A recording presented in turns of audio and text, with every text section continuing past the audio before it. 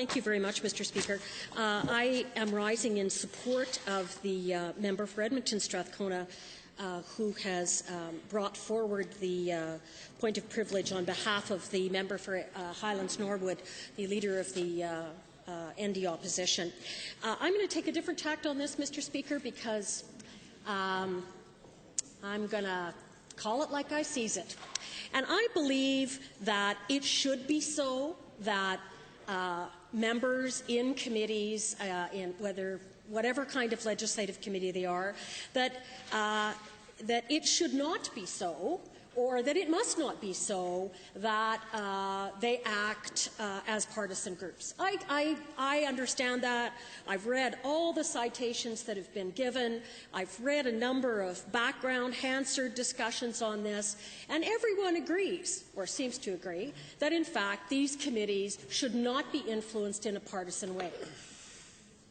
Should not be so, must not be so. But frankly, Mr. Speaker, current practices put the lie to that. It's happening.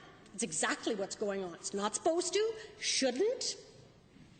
Given, I absolutely agree, but it is going on, and there is no question in my mind.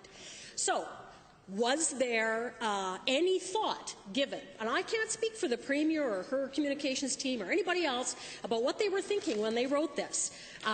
Did they care that they were including all MLAs, or were they just saying it was government MLAs that made this decision?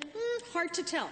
I've looked at the brochure, Mr. Speaker, and one of the points that you had made in ruling on an earlier and very similar point of privilege that was raised in the context of the Member Services Committee. So that's appearing in the Member Services MS, let me give you the starting ones there. MS 208, February 27, 2013, and the conversation goes on that particular thing to MS 216. And the point that the chair of the committee, who's also the speaker, made at the time was that the tweet that had been made by the Premier in advance of the decision made by that Member Services Committee was that she was directly speaking about what the PC members on the committee were going to do. And that seemed to be the way the point of privilege was addressed. That, she hadn't meant everyone, she hadn't meant she was influencing anyone, but she was proud of her PC MLAs for voting that way because she knew this in advance. And, of course, they did vote in that way. And when I look in this brochure that has now gone out, well, I wonder how much that was. The paragraph does say, public sector employees, including teachers, doctors, and government managers, as well as MLAs, are leading by example with multi-year wage freezes because it's the responsible thing to do for our province. Now, interestingly, in reading all of the pronouns that are included in this document, I'm unclear about whether the we she uses is the collective we of the Assembly, whether it's the we of the government, whether it's the we of families and communities, which is also talked about here, or the we of resources, or the we and they of apprenticeship, or communities. So it's very difficult for me to be able to read this and go, nope, I know she's talking about the Tory MLAs that have voted for this particular thing to happen. I can't tell that.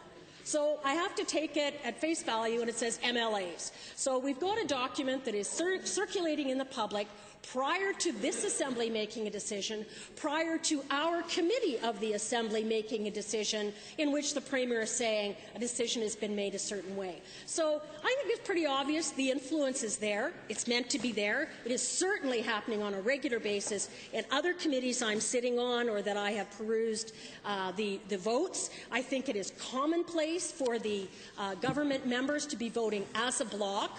Very common, and by that I mean almost every time. And yes, indeed, you can find examples where one or two members of a government caucus have voted differently and not with their colleagues on some of these committees. But for the most part, in policy field committees, in legislative special select committees, in standing committees, we are watching government MLAs vote as a bloc. And so, do I have any question about whether the Premier was assuming that her majority of members on a committee were going to be successful in putting through both the legislation and putting through the motion regarding freezing MLA pay as part of that committee, no question in my mind. I think it's pretty clear. Although we're supposed to be nonpartisan, that has not been the case in my experience in these committees, in this Assembly, for many, many, many, many years, Mr. Speaker. And although it would be nice, it should be, and it could be, and it must be, it's not. And I think what we've got here is block voting that is undermining the importance of this Assembly. It is undermining the importance of the concept of a legislative assembly in Alberta. It's certainly undermining the work of all of the MLAs. So do I support this privilege, and I think it's based on something reasonable? Yes, I do. Thank you very much, Mr. Speaker.